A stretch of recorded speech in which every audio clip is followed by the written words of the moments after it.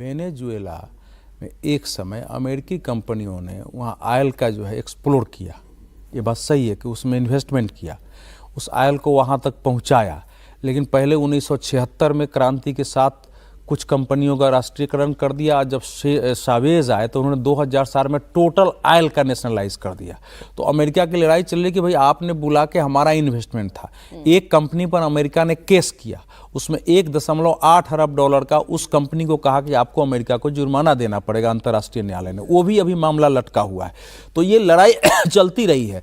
असल में जब कम्युनिज्म आता है ना, ये तो वैसा ही देश होते हैं कि वो आपकी कुछ नहीं रहेगा, वो तो सारी संपत्ति स्टेट की हो जाती है। अभी तो दुनिया में मिला जुला के वेनेजुएला, क्यूबा, चीन, लाओस और वियतनाम, मुझे लगता है ये 5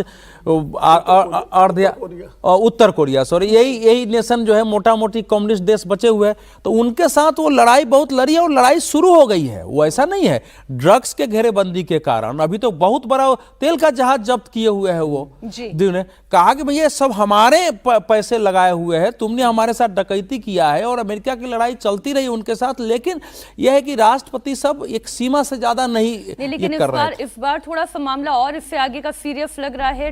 तेल को अपना बताना और फिर तेल के लिए जंग के मैदान में उतर जाने की ट्रंप की शैली है, वो ट्रंप की शैली है कि भाई सब हमारा है। खबर बांग्लादेश से भी है। बांग्लादेश से परेशान करने वाली तस्वीरें आई हैं। कट्टरपंथियों ने ढाका में इंडियन हाई कमीशन पर हमला करने की कोशिश की है। भारत के अधिकारियों को नुकसान पहुंचाने की कोशिश की गई है। कट्टरपंथियों के हंगामे के कारण हाई कमीशन को वीजा काउंटर बंद कराना पड़ा है। ये ढाका के हाई सिक्योरिटी डिप्लोमेटिक जोन है, लेकिन हजारों की संख्या में कट्टरपंथी जमात के लोग इस इलाके में इकट्ठे हुए बैरिकेड्स को तोड़कर इंडियन हाई कमीशन की तरफ बढ़ने की कोशिश करने लगे। तस्वीरें आपके सामने हैं। बांग्लादेश में भारतीय हाई कमीशन पर हमले की यह कोशिश है और जमातियों का ये भारतीय उच्चायोग की तरफ कूच करना, ये भारत को आंख दिखाने के जैसा है।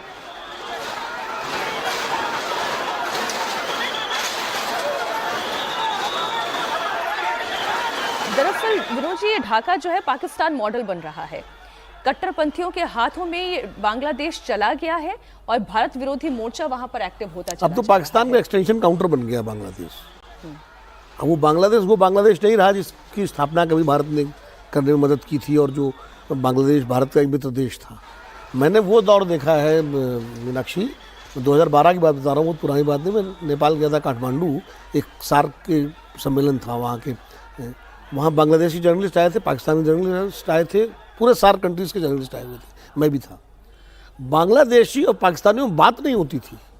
खाने की टेबल पे हम सब खाते थे, बांग्लादेशी हम लोगों से बात करते थे, पाकिस्तानी हम लोगों से बात करते थे, लेकिन वो आपस में बात नहीं करते थे। इतना उनके अंदर एक दूसरे के प्रति वो था। आज वो बांग्लादेश पाकिस्तानी गोदे बैठ गया। और ये मतलब मेरी समझ नहीं आ रहा, जो मौजूदा यूनुस प्रशासन है, अब तो वहाँ चुनाव ना होने वाले हैं, ये क्या मतलब पाकिस्तान के साथ जा करके आपको मिलेगा क्या?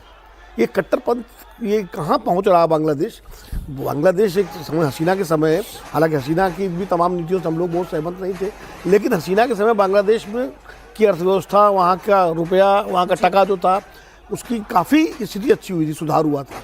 और आप बताऊँ आपको कि बांग्लादेश से वाकई उस दौर में जो घुसपैठिए आते थे काम के लिए, उनकी संख्या कम हो गई थी क्योंकि वहाँ काम मिलने लगा था। तो और उसके बाद उस बांग्लादेश को उन्होंने ये कर दिया कि अब कपड़ों के निर्यात में बांग्लादेश का कितना जबरदस्त उसका हाथ हो गया था। नहीं, आगे हो गया था। यहाँ पर आ गई कि वीजा काउंटर तक बंद करने की नौबत भारत को लेकर इतना विरोध क्यों है? और जब मैं ये पूछती हूँ कि मुस्लिम इकोसिस्टम चुप क्यों है, और ये मुस्लिम इकोसिस्टम क्या है? ये वही मुस्लिम इकोसिस्टम है जो जमात की शक्ल में बांग्लादेश में काम कर रहा है।